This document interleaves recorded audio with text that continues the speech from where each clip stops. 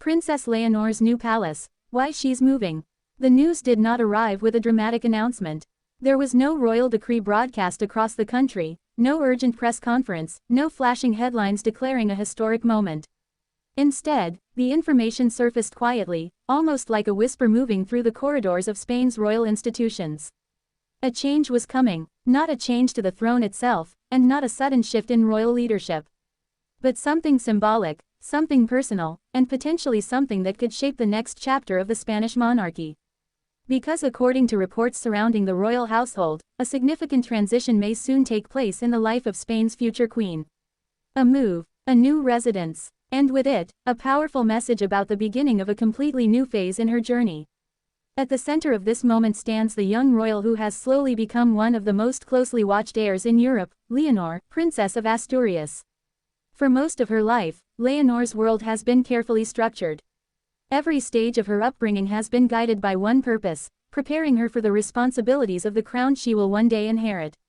Her education, her public appearances, even her personal routines have been shaped by the expectations placed upon a future monarch. But as Leonor grows older, the royal household has begun introducing changes that signal something important. She is no longer simply the king's daughter. She is becoming a national figure in her own right. And in royal tradition, moments like this are often marked by one very visible transformation, the creation of a new royal base. Throughout European history, heirs to the throne have frequently established residences separate from the main royal palace. These residences symbolize independence, maturity, and the gradual transition from protected royal child to future sovereign. For Leonor, such a move would carry enormous symbolic weight. It would represent the beginning of a more independent royal role. A role that places her directly in the public eye, not just as a princess in training, but as a national leader in development. For decades, the Spanish royal family has lived primarily within the secure environment of the royal residence associated with King Felipe VI of Spain. That residence has served as the center of the monarchy's daily life, a place where official meetings, family moments, and state preparations all take place. It is also where Leonor grew up, protected from much of the intense scrutiny that often surrounds royal heirs. But that period of protection cannot last forever. In monarchies across Europe, there comes a moment when the heir begins to step out from the shadow of the reigning monarch. Not to challenge the crown, but to prepare to carry it. And that moment appears to be approaching for Leonor. A new residence would serve several important purposes. First, it would give the princess a space from which she can begin managing her own royal responsibilities. As Leonor's schedule expands, she will likely take on more public engagements, more diplomatic appearances, and more responsibilities tied directly to her role as heir to the throne. Operating from her own residence would allow her to establish a small but dedicated team, advisors, assistants, and communications staff focused specifically on her activities. This structure is common among royal heirs around the world. It allows the heir to develop leadership skills and decision-making experience long before the moment of succession. But the move would also carry emotional significance. Leaving the primary royal residence is not simply a logistical decision. It is a symbolic step toward adulthood. For Leonor, whose life has been defined by duty from an early age, this moment represents a quiet declaration that she is ready to begin shaping her own role within the monarchy. Royal observers have noted that her preparation for the throne has already entered a new phase. In recent years, Leonor has undertaken rigorous military training, a tradition designed to strengthen the future monarch's connection to Spain's armed forces. This experience has taken her beyond palace walls and into institutions where discipline, leadership, and national service are emphasized above all else. Completing such training has given Leonor a deeper understanding of the responsibilities she will one day hold. It has also allowed the public to see her in a new light. Not just as a royal figure participating in ceremonies, but as someone willing to undergo demanding preparation for her future role. That transformation is part of a broader strategy by the royal household. The Spanish monarchy understands that modern royal institutions must maintain strong connections with the public. Visibility matters, authenticity matters, and showing the future queen taking on real challenges helps reinforce the legitimacy of the crown. A new residence would fit naturally into that narrative. It would signal that Leonor is entering a stage where her identity as an individual royal leader becomes more defined. Of course, such a move must be handled with extraordinary care. The Spanish monarchy operates within a democratic system where public perception is crucial. Any changes involving royal residences, funding, or personal privileges are often examined closely by media and political observers. That is why royal advisors typically approach these transitions with quiet planning rather than dramatic announcements. If Leonor does establish a new royal residence, it would likely be presented not as luxury or expansion, but as a practical step in preparing the next head of state. Because ultimately, that is what Leonor is becoming. Not simply a princess, but the future Queen of Spain. And the journey from royal daughter to future monarch requires visible milestones along the way. The establishment of an independent residence is one of those milestones. It tells the public that the heir is stepping into a new stage of responsibility. It signals to international partners that the future sovereign is gradually assuming a more prominent role. And perhaps most importantly, it allows the heir herself to begin defining her own approach to leadership. For Leonor, this moment comes at a fascinating time in Spain's political and social evolution. The country has changed dramatically over the past several decades. New generations are shaping national conversations about identity, governance, and the role of traditional institutions. In this environment, the monarchy must constantly demonstrate that it remains relevant. That it understands the values and expectations of modern society. Leonor represents that possibility. Her generation grew up in a world of global connectivity, social awareness, and rapid cultural change. As she prepares to inherit the crown, she carries with her the potential to reshape how the monarchy communicates with the public. A new residence could become more than just a home. It could become the center of a new kind of royal presence, one that emphasizes openness, engagement, and generational connection. But such changes never happen overnight. Royal institutions move slowly by design. Tradition is not easily replaced, and every adjustment must respect centuries of history. That is why Leonor's transition into greater independence will likely unfold step by step. Each new responsibility introduced gradually. Each new public role carefully balanced with the expectations of constitutional neutrality. The monarchy cannot appear political. It cannot appear distant. It must remain a symbol of unity for all citizens. And Leonor's development will be guided by that principle. Yet even with all these constraints, the symbolism of her next steps remains powerful. A new residence means a new chapter. A visible sign that the young princess who once stood quietly beside her parents is now stepping forward as the central figure of the monarchy's future. For the Spanish public, watching this transition unfold is like witnessing the slow turning of a page in the nation's royal story.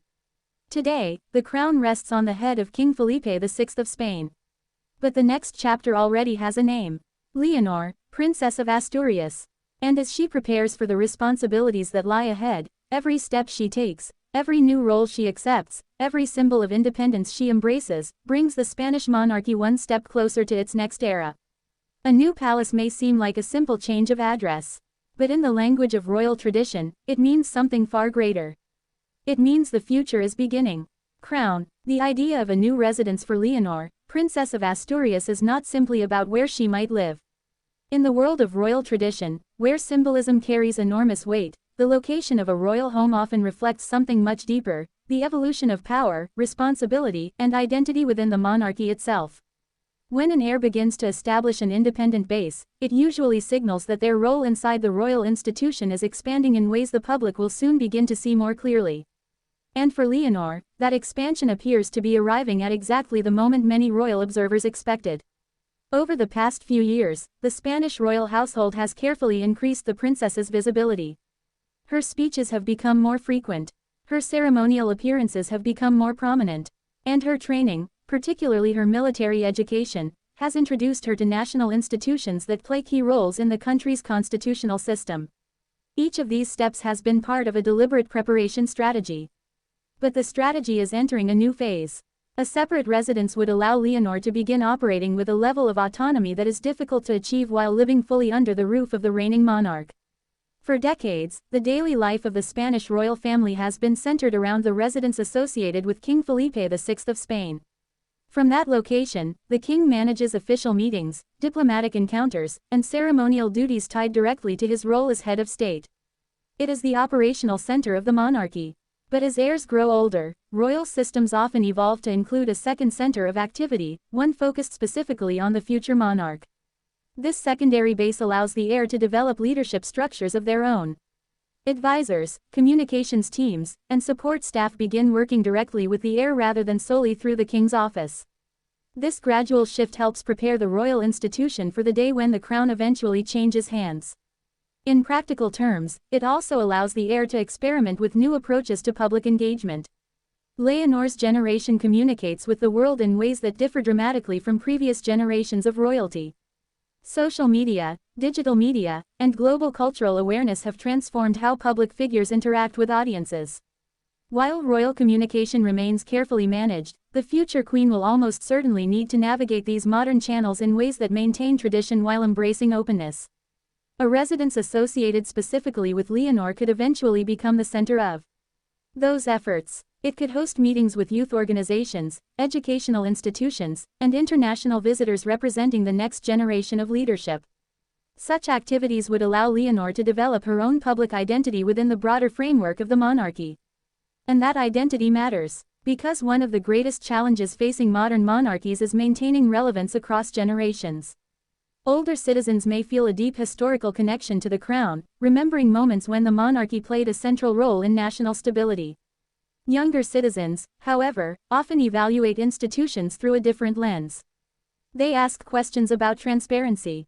They ask questions about public service. They ask whether traditional structures still reflect modern values. For the Spanish monarchy to maintain long-term support, it must connect with both perspectives. And Leonor represents the bridge between them. Her upbringing has combined centuries-old royal protocol with a contemporary education shaped by global awareness. She has studied abroad. She has trained in military institutions alongside fellow students. She has delivered speeches that emphasize civic responsibility and the future of democratic society.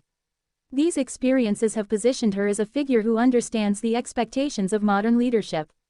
A new residence would reinforce that image. It would signal that the princess is stepping into a more active role within the national conversation. Not as a political figure, Spain's constitution strictly limits the monarchy's involvement in politics, but as a symbol of generational continuity. Another important element of such a transition involves diplomacy. Royal heirs often begin hosting small international meetings and cultural events as part of their preparation for global leadership. The future monarch of Spain will eventually represent the country on the world stage, meeting heads of state, attending international ceremonies, and strengthening diplomatic relationships. Developing those skills takes time. A residence connected to Leonor's office could gradually become a venue for these kinds of engagements. Foreign dignitaries might meet the future queen during visits to Spain. Cultural delegations could participate in events designed to highlight Spain's heritage and global connections. These interactions would allow Leonor to gain diplomatic experience long before the moment she becomes queen. And that experience would benefit not only her personally, but the institution she will inherit. Because continuity is one of the monarchy's greatest strengths, the public can observe the heir learning, growing, and preparing over many years. By the time the crown eventually passes to the next monarch, the nation already feels familiar with the new leader. This familiarity helps maintain stability during moments of transition. That is one reason royal advisors invest so much effort in shaping Leonor's development carefully. They understand that every public step she takes contributes to the long-term perception of the monarchy. If she appears capable, thoughtful, and committed to national service, the institution gains credibility. If she appears distant or unprepared, criticism could grow. So far, the strategy surrounding Leonor has focused heavily on discipline and responsibility. Her military training, her formal speeches, and her measured public demeanor all reinforce the image of a future monarch who takes her duties seriously. The potential establishment of a new residence would fit naturally into that narrative. It would represent the moment when preparation begins turning into leadership. Not leadership in the sense of governing. Spain's political authority remains firmly in the hands of elected officials, but leadership is a national symbol. A monarch must represent unity across political differences. They must embody continuity in times of change. And they must maintain a presence that reassures citizens that their institutions remain stable. Leonor's development is designed to prepare her for exactly that role. Of course, even as these preparations continue, the current monarch remains firmly in place. King Felipe VI of Spain continues to carry the full responsibilities of the crown, guiding the monarchy through the complexities of modern governance and public scrutiny. His reign has emphasized transparency, discipline, and strict respect for constitutional boundaries. Those principles will almost certainly remain central to Leonor's future approach as well.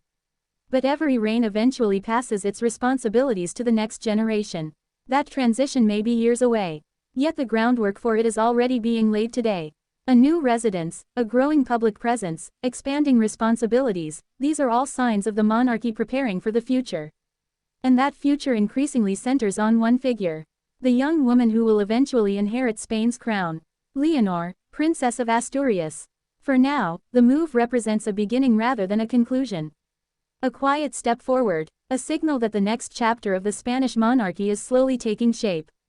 And when historians one day look back at the early years of Leonor's journey toward the throne, moments like this may stand out as the point where preparation transformed into destiny. A new residence, a new phase of responsibility, and the unmistakable sign that the future queen is stepping into the spotlight of history. Crown,